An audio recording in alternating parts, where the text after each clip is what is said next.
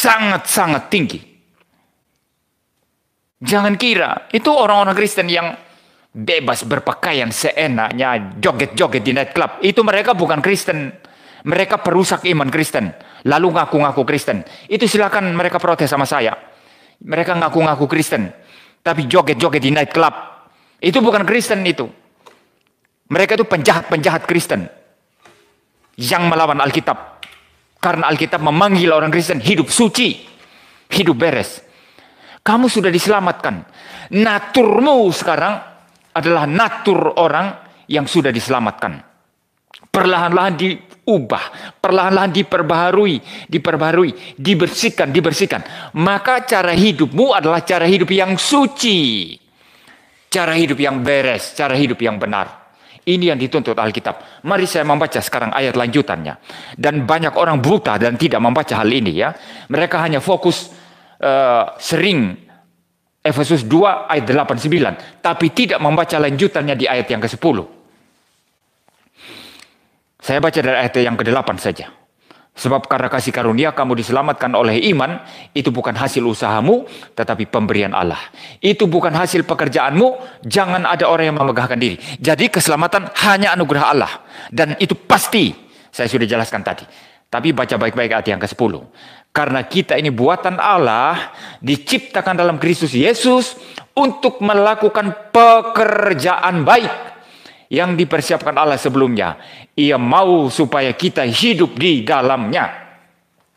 Kita dipersiapkan untuk melakukan pekerjaan baik.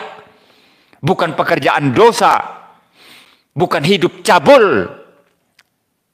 Seperti orang-orang cabulullah itu. Ya.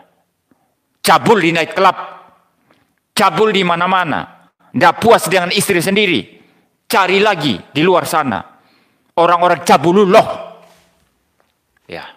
No. Kristen tidak dipanggil untuk cabul. Kristen tidak dipanggil untuk korupsi. Kristen tidak dipanggil untuk hidup tidak karu-karuan. Saudara, pekerjaan baik. Kapan pekerjaan baik itu dilakukan? Setelah jadi Kristen baru dituntut. Paham? Kamu sebelum jadi Kristen, memang jahat kelakuanmu.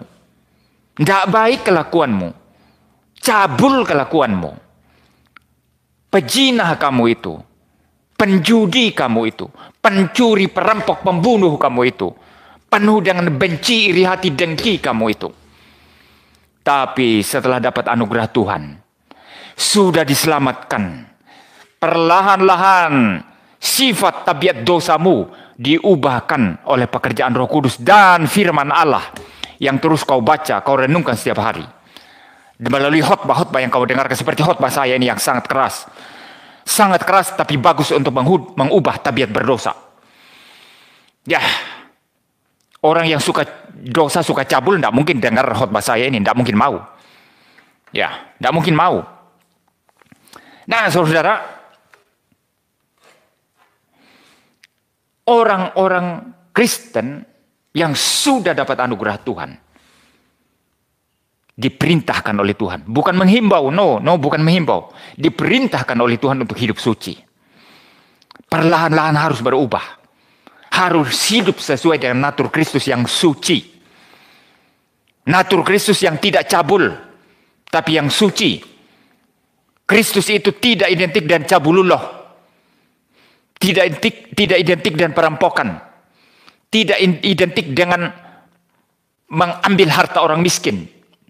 Tidak identik dengan suap menyuap, korupsi. Tidak identik dengan perampokan. Tidak identik dengan segala kejahatan. Kristus tanpa dosa, dia suci. Maka ketika kamu diselamatkan oleh Kristus, kamu belajar hidup suci, meniru Kristus. Ingat baik-baik, istilah Kristen itu apa artinya? Kristus kecil yang meniru Kristus, yang menjadi imitator, peniru daripada Kristus. Itu artinya Kristen. Maka jadi orang Kristen harus meniru Kristus.